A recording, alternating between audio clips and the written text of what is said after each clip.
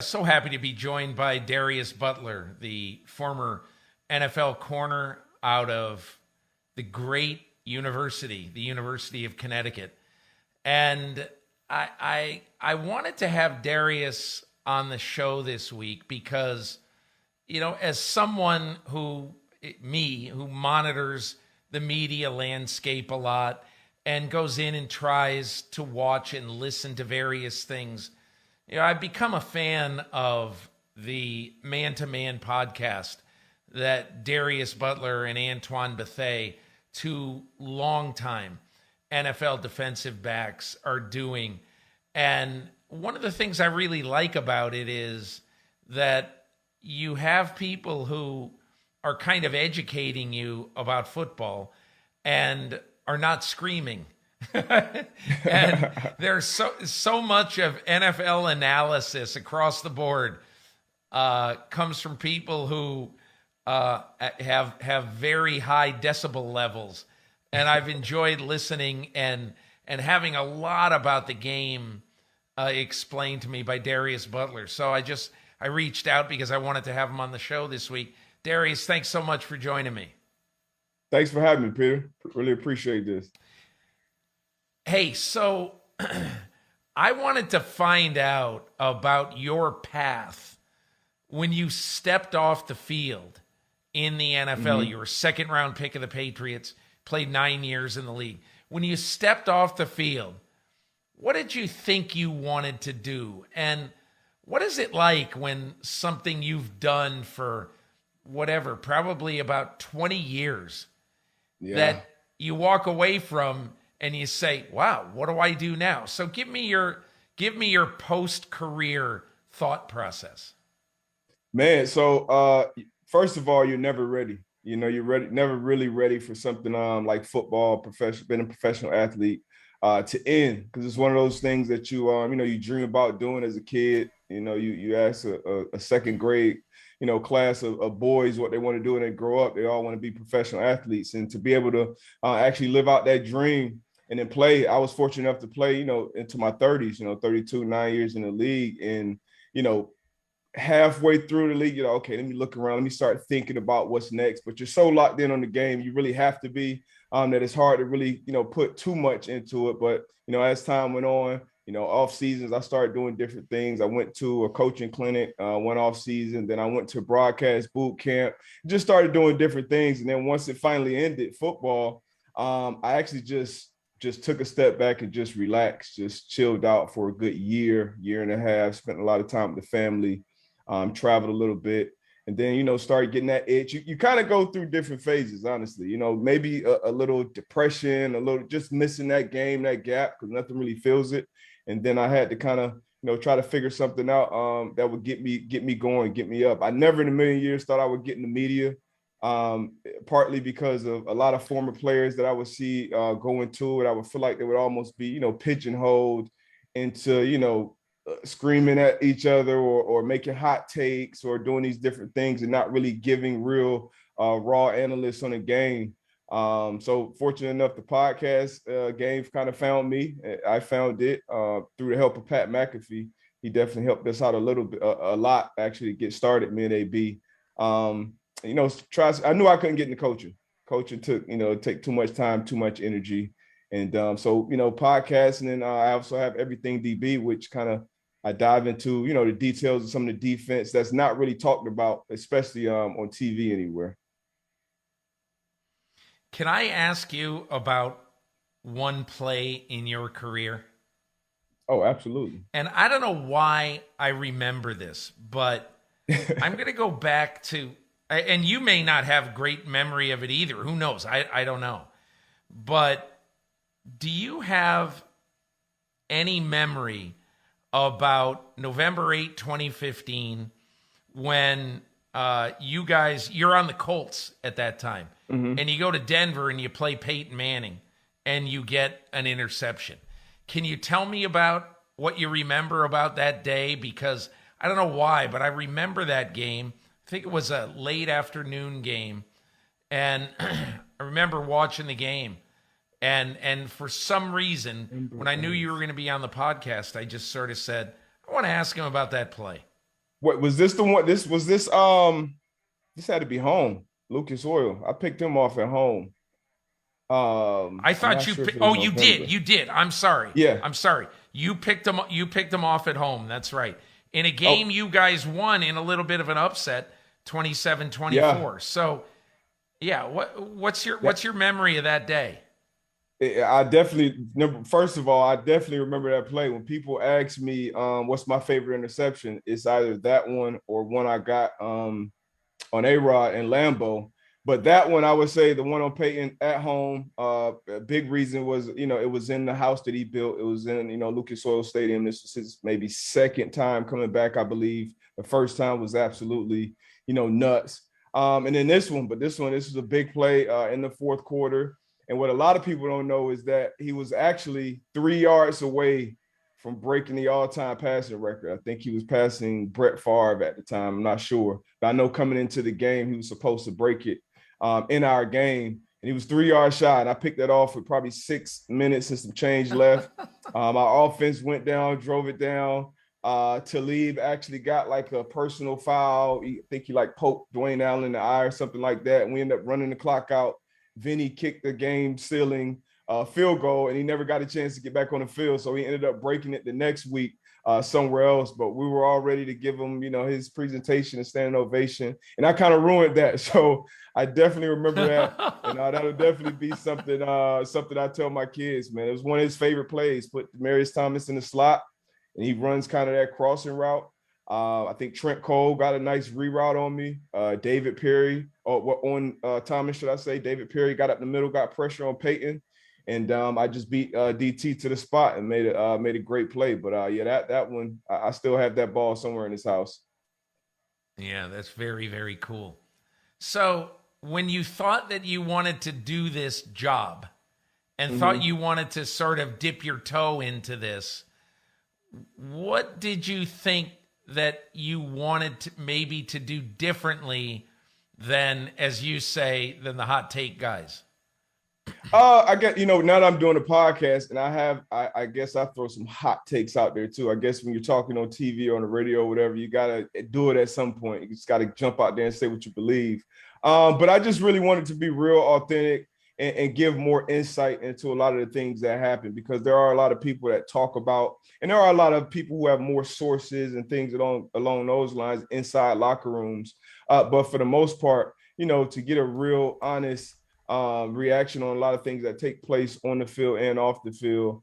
It is no better place to hear it from a player kind of with no filter, and it's hard going from a player to going to a member in the media because it is kind of a line you have to tread, because there are things that's kind of like, against a code, as far as players, and I try my best not to cross that. But players, respect, what I say. Even I make videos sometimes, and I'll point out, hey, this player should have been in the flat, or he should have been in the post, or they should have done this and communicated and played it that way. And more times than not, honestly, players will reach out to me and be like, hey, you're absolutely right on that. That's exactly what we said in meetings, or, appreciate that, man, because that's what we do as players. We get corrected, we take constructive criticism, and we move on. Literally every day, that's a part of our job. After practice, after games, we go in the film room, we correct things. So a lot of people don't take offense to it, but I think it's a certain way to do it, and do it with some tact and respect. And guys appreciate that more than anything, and fans do as well. I mean, it was crazy when I first started putting up videos, and even till now, that's like, regardless of what I do, if I meet someone in the media, a fan anywhere, the first thing they bring up is everything DB or talking football. And that kind of took me, by surprise. And it was kind of like what you said, like a lot of people, especially on the defensive side of the ball, you don't really get a lot of insight on what's going on. A lot of people that cover the games, their quarterbacks, or people who've been in media their entire career. And there's not enough people on TV that can really talk about the defensive side of the ball, and especially not the coverage. So I'm glad that I brought that to a lot of fans, and a lot of people say I kind of deliver it in a digestible way. So I've been Yeah. enjoying it. I appreciate it, and I don't know if you can tell in the videos, but I miss being in those meeting rooms. Of course. I mean, if you've done it you've been playing football since you were what? You're from Florida, so you're probably Yeah. playing football since you were in the womb. Yeah, You exactly. know, yeah. So I want to get into two or three people and your analysis of those people and how they're playing. I thought it was really, really interesting watching Patrick Mahomes against the Giants on Monday night because, as I said earlier in this podcast before you came on, what was so fascinating to me is that you can tell in the first two Kansas City series of the game, he is playing an arch conservative style of football. Mm-hmm. You know, he's not stretching the defense because it's almost like you're trying to get back into the groove. So to get back into the groove, you're going back to ground zero and you're just doing the stuff that you did the first day you kind of walked in there. And then the interception he threw when the ball hit off the helmet and it went through the hands of Josh Gordon in the end zone. Yep. This thought occurred to me. I said, okay, you're doing great until then, but now you reverted and you wanted to be Patrick Mahomes of 2019. And I just want to know what you see right now with both Mahomes and that offense. I mean, he was crowned so early and rightfully so, because the things that he was doing, you know, from the beginning when he became a starter, it was something we hadn't seen before. 50 touchdowns, you win an MVP, your second year, you follow it up, you know, with a Super Bowl title. And you see him paired up with Andy Reid, Eric Bieniemy, and the weapons that surround him. They kept everybody and paid him. I mean, you only saw it, the trajectory going up, but in this league, and you've covered it, you know, forever. I've been around it for a while now, and people catch up sometimes, and you can't just crown a guy that early. You can't just say, oh, this is going to be the greatest ever. Like what Brady's done, Breeze, Manning, those type of guys with those long careers, it's tough to recreate that year in and year out, and they do.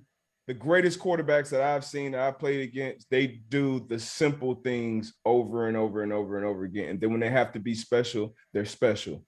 And Patrick Mahomes, from day one, it's almost like he always had to be special. Everything he did, you said he was going back to kind of, I feel like his base fundamentals were never normal. They were never basic. They were always, wow, he's Right. not supposed to throw across his body. He's not supposed to throw no-look passes. He's not supposed to just, you know, sling it 75 yards down the field on the run, but he continued to get away with these things. And defenses, for some reason, took a while to adjust. But now what you're seeing is defenses saying, hey, okay, we're going to back off. We're going to not let 10 kill us. We're not going to let Tyreek Hill kill us down the field. And we're going to have somebody for Travis Kelce in critical situations, or maybe two people on them. And then somebody else has got to beat us. And, you know, nobody else has been consistently creating separation outside of those two. They don't have a respectable run game that the defense has to come in and game plan for. And the offensive line, they put a lot of resources into it this offseason, but they aren't really paying dividends. So, and you can see Patrick Mahomes losing the trust in that offensive line. One thing that we look at as DBs is how much do this quarterback, how much do they look at the rush? You know, the great ones, they kind of feel the rush and their eyes are always downfield. You're now seeing Mahomes, he's looking at the right. He'll look downfield. He'll look for a couple of reads. Okay, I don't have the big one. Okay, I don't have this guy. And he's immediately escaping to his right or his left. And these things, you know, if you're continually making those passes, they're going to come to bite you at some point. And this is something that me and AB talked about. Patrick Mahomes will be a quarterback that in the media room on Wednesday, on Thursday, if I'm a DB coach, if I'm a guy in the secondary, I'm telling my DBs, hey, guys, great player, great weapons, but we're going to have 3 or 4 chances to create turnovers on this guy. Every game, he's going to give us 3 or 4 shots. And this is not just 2021. This is 2020 Mahomes. This is 2019 Mahomes. This is every year. It was just guys not capitalizing on those opportunities. And what me and AB talked about is maybe they're harping a little more like, hey, we have to capitalize on these opportunities. The more you keep 15 on the sideline, the better chance you have. So it's those things combined with the defense not really playing well this year either. But this is what happens. You know, teams don't just come in this league and just dominate for long stretches. unless you have something like what happened in New England, which you don't see often. So it's part of, I guess, their growth. Maybe this is just a rough spot. It's still too early on, too good of coaches, too good of players to completely count them out. But it's definitely looking rough right now. As a corner, when you prepare for Mahomes versus, say, Brady, Justin Herbert, a more set guy, a more pocket guy, tell me as a corner what the difference in preparation that week is. I mean, it's not. I mean, it's tough either way, obviously. But the thing about Brady is, where he's going to be for the most part. He's going to be in the pocket, and that's where he manipulates you more so with his mind than anything. And you also know 9 times out of 10, him, Peyton, those guys, they're going to know what the hell you're in. You're not going to fool them. You play with Belichick. We tried to make everything actually look the same pre-snap if we're playing a guy like Peyton. You do the same thing against a guy, like Tom, and they still figure it out. They adjust better than anyone. And then with Mahomes, it's almost similar to like Aaron Rodgers or a Ben Roethlisberger. Like, you can have you can be on point, your initial coverage, your initial break, but then it's at some point it's going to turn into backyard football, 10 plays out of the game. And when you have a guy, I know with Big Ben, he had AB, Aaron Rodgers, it was Jordy or Devontae. And you see with Mahomes, it's Hill or Kelsey. So that's the extra element that you can't prepare for. The only way you can practice that is just, implementing maybe some scramble drills, or you do something like that. But it's going to be different on game day. So that's very, very, that's impossible to game plan for ultimately. So that's what kind of gives those players that extra edge when they can. Kyler Murray is another guy, he can just extend the plays and just have the coverage compromise. You can't cover these guys for 4 or 5 seconds. Like, that's darn near impossible. So that's really the difference, game planning or preparing for, those 2 different types of quarterbacks. I want to ask you one other question about the job itself before we move on to the last couple things. I had an interesting conversation with Adrian Phillips, the Patriots safety, who used to play with the Chargers and who sort of had the walk-off interception and pick 6 of Justin Herbert on Sunday. And I asked him what it was like to play for Bill Belichick and what has he learned with Bill Belichick. And he said, Coach Belichick has a canvas, and you can have the freedom to sort of draw it up the way you want to some degree, if it makes sense and if it works. And so, and I had never heard a player, especially a defensive player, talk about Belichick and freedom, in sort of in the same sentence. But you played for him in 2009 and 2010. Yep. You were drafted by him. And I just wonder, what do you think of that analysis? Does it ring true to you? Well, you would get different answers from different people. I definitely was not one of those players that experienced that type of freedom. But once again, that was something that I guess, you earn. Or one thing that Belichick does is that was kind of different than a lot of places is, he's going to put you in the best position that he feels like you can succeed. Like, we had a player, sometimes we had a package for a corner that wasn't really getting much reps, but he was doing well in the pass rushing drill. So we put in a package one week of him just rushing a passer as a cornerback. And that's something you don't really see across the league. So he'll definitely change it up. And one thing about Bill is he's not afraid to completely switch a game plan up, week to week, sometimes even, during a game. or just giving guys certain matchups. Hey, this is your matchup, or this is exactly what you're doing this week. But different players will have different experiences with them, because there are some players who have some different levels of freedom there. But I feel like you have to earn that. And watching Phillips play there and thrive there. You talked about the 2 interceptions. I actually just broke down a play I put on Twitter this morning of a play where he was just rerouting Mike Williams, and that helped J.C. Jackson make a play downfield, because Belichick, it's just different, man. The way he teaches the game, the way he holds the entire, team and defense accountable for knowing the game, not only knowing what they have to do, but knowing what's going on around them and on the other side of the ball.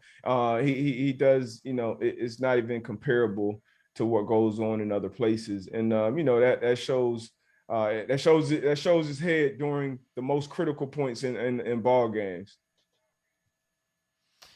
Was it fun practicing against Tom Brady or misery? You know what? It was fun, because you knew whoever you were facing that Sunday, they weren't going to be 12. You know what I mean? It would be different. Peyton Manning week was different. That was just different around the building. But outside of that, I remember looking at some guys. Sometimes the throw would be made, when it was good on good, and he'll make a throw or he'll make a check or adjustment or something in 2 minutes. And we just kind of look at each other and be like, I'd rather it happen on Thursday than on Sunday. And whoever we're playing, this weekend is not going to be doing that. So that's the good part about it. And 12's, man, he's an assassin. He wants to go out there and be the best absolutely every day. Every workout, every practice, every period, doesn't matter. So when you jog out the tunnel behind him on Sundays, and then Belichick has done the best to prepare you, you feel pretty good about your chances every week. Darius, I want to ask you about 2 sort of current events. One is a play from Sunday that Carson Wentz made that Frank Reich, the coach, tried to apologize for afterwards. It's the play that was the screen that Frank Reich called near the goal line, that Carson Wentz throws the interception. It becomes a debacle of a play. But here's what I wanted to ask you. I want to tell you how I read this play, how I saw this play. But obviously, Carson Wentz, gets a heavy rush on this play. Mm-hmm. He's in his end zone. And you can see very, very briefly what he wanted to do is he wanted to spike the ball at the ground, okay? Which, of course, is what he should have done. Mm-hmm. But instead, he starts running away, throws the ball left-handed, it's intercepted, pick 6, totally changes the course of the game. And after the game, Frank Reich said, terrible call, I never should have put him in that position. I just have this feeling. I once sat in on a meeting between Sean Peyton and Drew Brees on a Saturday night before the game. And the comfort level of those 2 guys saying, I don't like this, throw that out, do this. They were so comfortable with each other, knowing exactly what was going to work that day. But that's what really kind of bothers me about this play. These guys know each other. They've worked well together. There's a reason why Frank Reich called that. And of course, it looks terrible in retrospect. But he trusted that regardless of what happened, that there wasn't going to be a nuclear explosion on the play. So I'm really curious what you thought of that play. And do you blame the coach 30% and the quarterback 70% opposite? What do you think? Carson, he's got to know, when it's over. He's got to know when the play is over. And like you said, he had the thought to throw it at the feet, and everyone knows that's what he should have done. But I put that probably 80% on the coach, and I really give a coach that much blame. But that was a terrible play call. Not only you don't run a screen, inside your 10-yard line, number one, because you're actually welcoming pressure to your quarterback, and it's a slow developing play. especially a screen to your tight end. And the Titans have been getting after the quarterback all day. You know, they have been doing a good job of getting after the quarterback and applying pressure. So I think it was a horrible play call. And the decision was even worse. It ended up actually being a decision and a play that it actually gave him a chance to get back in the game, because if he takes a safety there, the game's essentially over. So he ended up throwing it and making that, the left-hand play that ended up in a pick six. Carson's got to know, when to say it's over, when to say the play is over. And Andrew Luck, has some of that in him as well. You see a lot of players, especially, these athletic quarterbacks, who just don't know when to say, okay, throw the ball away, take the sack. Obviously, in that moment, you couldn't take the sack, but just when to say, the play's dead. But terrible play call by Frank. But the play that bothered me even more was the interception he threw to Byard to pretty much end the game, because in that situation, as a quarterback, as players, we all have keys. Like we have, if I'm in a cover 3, if I'm in a cover 2, if I'm in a man, blitz, whatever, I have a key or two that I'm reading from the offense. And as quarterbacks, when they're reading coverages, you have keys as well. Okay, if this flat defender is sinking too deep, let me throw the underneath one. If this guy is up on the short one, let me throw the deep one. Same and vice versa. Let me read the post safety. Every key on that defense, on that rep, told Carson not to throw the ball where he threw it. So I have a bigger issue with that one on Carson. The pick six, I feel like that was much more on Frank Wright. And it's been some questionable calls made this season. I saw someone ask him if he thought about giving up play calling responsibilities, and it was a quick short answer, no. But we need, it's a production business, so they need more production in that category. Interesting. In the couple of minutes we have left, I'm curious now, when you watch Von Miller play football, he's had some good moments so far this year, but I think one of the things the Rams are going to do, in my opinion, acquiring Von Miller was a lot more about January and February than it is about November. Oh, yeah. And I believe that Von Miller is not going to be playing 80% of the snaps anymore. They're going to try to make sure that they conserve him for January and February. I want to hear what you thought about the Rams acquiring him. I mean, I loved it. It was the Rams going all in. And I don't know when they have a first or second round draft pick again, but I don't think they care. They're going all in. You'll have a gray beard when that happens. Seriously, but they're going all in, man. They got the quarterback, that they feel like can take him and put him over the top. And obviously they've been having a great year, offensively. And like you said, I think this move is really, for that championship run. You preserve Von Miller until that late stretch. And, he's not the same Von Miller from 5-6 years ago, but he's still, a top tier pass rusher. It was kind of similar to what I thought, kind of same mind of when Arizona went out and got J.J. Watt. Like, no, he's not the same J.J. Watt. I don't expect him to be out there 100% of the downs and wreaking havoc every play. But you see the difference with him out of that lineup. And with Von Miller, I don't think he's, that Jordan, but he can definitely be a Pippen to Aaron Donald up front. Aaron Donald, Von Miller, J.J. Watt, like Aldon Smith before, he started getting to some of his things. Those were some of the guys who I thought when I saw him, like, hey, these are first ballot Hall of Famers, after seeing them for maybe 2 seasons. And I think Von Miller still has enough juice left in the tank to be a Pippen, to make, season-changing, playoff-changing type plays down the stretch. You got an offense that can put up, 30 points a game. You got a defense who you want to keep, 2 safeties back as much as possible, which that's kind of the trend you're seeing in the NFL now. And what helps you do that, what helps you allocate more resources to coverage, is having guys up front that can get after the passer. So Aaron Donald would demand a double team, down in and down out. And I wouldn't be too comfortable just leaving, 58 or whatever number he ends up with, on an island all day with my tackle. So I think it's a great move by the Rams. I think it's going to end up being a great move for Von Miller, at this point in his career. I don't think Denver will be, competing this year. So, I love it for both sides. And Broncos, they got second, third round pick. Denver gets ammo because they're going to have to go get a quarterback next spring. So I don't know if it's Russell Wilson or Deshaun Watson or Aaron Rodgers or whatever, but or whether they draft somebody, but they needed some draft capital to get in position. I do want to end with one question that just occurred to me. So I've asked a lot of people this question, and there isn't a right answer, but I have been thinking a lot about, if I'm Aaron Rodgers, do I want to get traded in 2022? Maybe to a team I really want to go to.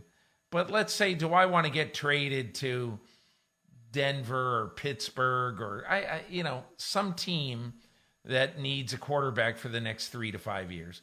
Or do I want to play one more year in Green Bay and be an unrestricted free agent at age 39 in early 2023, 3 years earlier than Tom Brady became an unrestricted free agent, knowing that I'm in pretty good shape right now and I might be able to play for a while? What do you think is the move there? I have no idea. Coming into this year, I thought it was a good chance maybe he hangs it up. Maybe he's kind of over it with the front office or how things just being done. And then watching him play this year, I mean, he looks like he still loves the game. Obviously, he loves his teammates. You hear him speak, glowingly about everyone in the locker room. Went out, brought Randall Cobb back. He lays it on the line week in and week out. The season that he's put together, in my opinion, is almost just as impressive as his MVP season last year, what he's done so far. So I don't know. Maybe things are even patched up in Green Bay. I don't want to jump to that conclusion. But as a Dolphins fan, as a lifetime Dolphins fan, I say you follow the Tom Brady script. B-Flow, let's show him something that we can build with. Let's get him down here to the warm weather in Miami. Let's get him some more weapons, give some draft, do something to get Aaron Rodgers down here. I'll take Aaron Rodgers in his 40s.